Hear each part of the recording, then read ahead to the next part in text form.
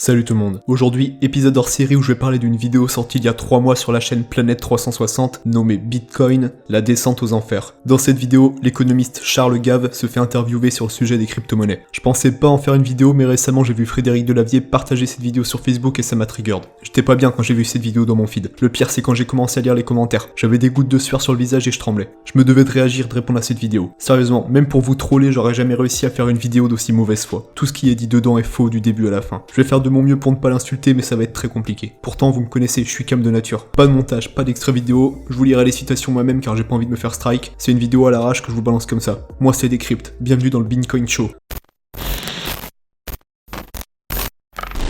Bon, notre ami économiste commence fort. Je cite, le Bitcoin n'est pas une monnaie. Une monnaie a 3 caractéristiques. C'est un instrument de valeur ou un étalon de valeur. C'est aussi une réserve de valeur et c'est un outil d'échange. Le Bitcoin n'est ni un étalon de valeur car ça monte et ça baisse de 50%, ni une réserve de valeur car un truc qui baisse de 50% en une journée ça marche pas. Ok, le Bitcoin c'est pas un instrument de valeur car ça monte et ça baisse de 50%. On a un économiste qui compare le Bitcoin à l'euro. Pour rappel, le Bitcoin a un market cap d'environ 100 milliards de dollars. Et l'euro doit se compter en milliers de milliards d'unités. Donc niveau liquidité, on n'est absolument pas sur la même base. Il existe moins de 20 millions d'adresses Bitcoin possédant au moins 10 000 Satoshi, donc environ 5 euros. Sachant qu'une même personne peut posséder plusieurs adresses, on n'est même pas 20 millions sur Terre à utiliser le Bitcoin. On est 750 millions en Europe, donc si on vire les moins de 18 ans, les pays qui ont leur propre monnaie, on arrive à quoi? À environ 400 ou 500 millions de personnes utilisant l'euro. Donc en gros le Bitcoin ne représente que 4% de ce chiffre. On est au début des crypto-monnaies, et c'est tout à fait normal d'avoir une volatilité plus élevée que sur une monnaie utilisée par des millions de personnes avec un market cap énormément plus grand. La volatilité finira par baisser au fur et à mesure de l'adoption par la population. Concernant le deuxième point, le Bitcoin n'est pas une réserve de valeur, car un truc qui baisse de 50% en une journée ça marche pas. Cet argument est le plus simple à détruire, et je vais le faire en une seule image. Vous voyez cette courbe qui fait une chute libre? C'est le pouvoir d'achat du dollar. Là on n'est pas sur une perte de 50%, on est sur une perte de plus de 90% de sa valeur initiale. S'il réfléchissait un minimum, il saurait que la réserve de valeur est un point important sur le long terme et non le court terme. Sur le court terme, le Bitcoin peut perdre une partie de sa valeur, mais sur le long terme, il restera toujours plus profitable que le dollar. Je vous rappelle que l'année dernière, un BTC valait 1000 $. Aujourd'hui, malgré la chute, il en vaut toujours 7000. On est sur un x7 en un an. Là, sur un an, le dollar et l'euro ont dû perdre 5% de leur valeur à peu près. Je te propose un truc, tu mets 10 000 € sur un livret A, et moi je mets 10 000 € sur le Bitcoin. Dans 10 ans, si t'es encore vivant, on compare nos gains. Ça me paraît être une bonne idée. Ou sinon, je te propose un combat à main nue avec les règles du MMA. Ne t'inquiète pas, ça va bien se passer. Bien se passer, ne t'inquiète pas. T'inquiète pas. Et quand bien même le Bitcoin rentre dans ces 3 catégories, ce n'est pas ce qui fait de lui une monnaie. Pour être une monnaie, on a besoin d'une seule chose, c'est la confiance. Que les gens s'accordent tous et se font tous confiance en se disant que telle ou telle chose devient une monnaie d'échange. Si toute la confiance sur une monnaie disparaît, alors ce n'est plus une monnaie. C'est tout, c'est le seul point nécessaire. Si tout le monde se mettait d'accord pour dire que les plumes d'ortolan représentent la nouvelle forme de monnaie, eh bien ça deviendrait une monnaie. Alors, argument suivant.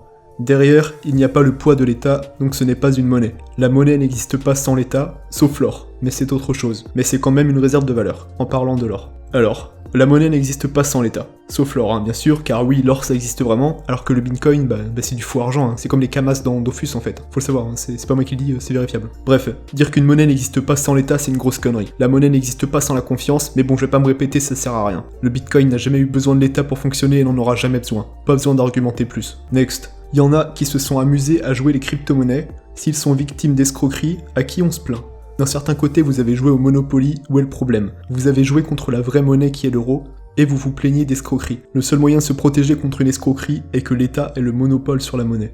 Bon, peut-être qu'à ton âge, dans ton monde d'assisté, tu as besoin de quelqu'un pour te torcher le cul et pour s'occuper de tes comptes bancaires, mais nous on est capable de gérer notre argent et c'est à nous d'assumer nos responsabilités. Si tu perds ta thune dans une escroquerie, eh bien tu assumes. La prochaine fois, tu feras attention. Faut arrêter d'être des assistés. C'est pas à un connard en costard avec une montre à 1000 € de te dire quoi faire de ta thune et si oui ou non t'as le droit de la dépenser. Les crypto-monnaies, c'est pas un jeu. Il faut être prudent et prendre toutes les précautions possibles. De plus, selon lui, l'euro est une vraie monnaie et le Bitcoin est artificiel. Parce que tu crois que l'argent sur ton compte a son équivalent en billets ou en pièces, les chiffres sur ton compte c'est du vent. Ça n'est même pas backé par des billets ou de l'or, je n'ai pas le pourcentage en tête, que quelqu'un me corrige mais je crois que moins de 10% de la monnaie existe sous forme de billets et de pièces. Le reste, c'est des chiffres sur un ordinateur, rien de plus, pas de proof of work, pas de proof of stake, rien.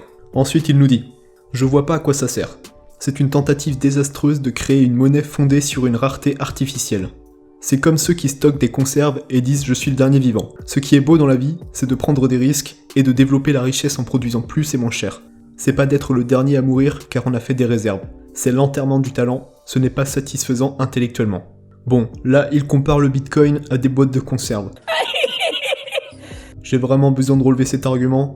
Non, on est d'accord. On passe directement au point intéressant. C'est l'enterrement du talent, ce n'est pas satisfaisant intellectuellement. Donc, en ce moment même, des milliers de développeurs autour du monde se penchent sur la problématique actuelle de la monnaie issue des banques. Les mecs arrivent à créer des monnaies intraçables anonymes, des monnaies qui font 10 000 transactions par seconde, des monnaies intelligentes qui obéissent à des contrats. Mais non, ce n'est pas satisfaisant intellectuellement. Allez, on passe à la suite. L'or a un stock limité que l'on connaît. Les crypto-monnaies, on vous dit qu'il y a un nombre limité, mais qu'est-ce qui vous empêche de faire un Bitcoin numéro 2, numéro 3 ou numéro 4? Donc aucune limitation sur la quantité de crypto-monnaies existantes. T'as l'air bien renseigné. Des crypto-monnaies, il y en a déjà des milliers. Des Bitcoins numéro 2 ou numéro 3, il y en a eu plein. Et pourtant, le vrai Bitcoin est toujours là. Toujours debout. Toujours vivant, rassurez-vous. Le type n'a pas l'air de comprendre que si tu fais un fork du Bitcoin, eh bien tu crées deux blockchains bien distinctes. Des Bitcoins, il y en aura 21 millions, pas un de moins, pas un de plus. Les clones qui tentent de voler sa place n'impactent en rien ce nombre. Point suivant. C'est une attaque à la souveraineté des nations. Elles essaient de piquer le droit de seigneurage. Vous pensez que les États vont se laisser faire? Le secteur privé a peur des banques. La disparition du Deutschmark entraîne la création des crypto-monnaies. Déjà pour ce qui est du secteur privé qui a peur des banques, de ce que j'ai vu sur internet ou différentes conférences sur le Bitcoin ou la blockchain, ce que je vois c'est des banquiers qui font des manifestations contre le Bitcoin car ils ont peur de perdre leur boulot. Donc le secteur privé qui a peur des banques, c'est du bullshit. Ensuite, la disparition du Deutschmark entraîne la création des crypto-monnaies, ça c'est de la grosse connerie. Les crypto-monnaies c'est la suite logique de l'économie, c'est l'évolution. Le ras-le-bol des banques et de l'État qui contrôle tout, c'est le peuple qui reprend le pouvoir qu'il a perdu. La disparition des monnaies fiduciaires, des monnaies papier, ça doit arriver et ça arrivera. Bref. Pour conclure, on a une fois de plus un économiste qui ne comprend rien aux nouvelles technologies et aux enjeux que ça représente. On a des raccourcis dans tous les arguments, faut se mettre à jour et arrêter de vivre dans le passé. Le Bitcoin est une monnaie, virtuelle, mais une monnaie quand même. Voilà. J'espère que vous avez aimé cette vidéo impulsive. Si ça vous plaît, j'essayerai d'en caler de temps en temps quand je tombe sur des sujets qui me trigger. Allez, faites gaffe à vos Bitcoins, les K, no noob, no arnaque. C'était Decrypt. Bye.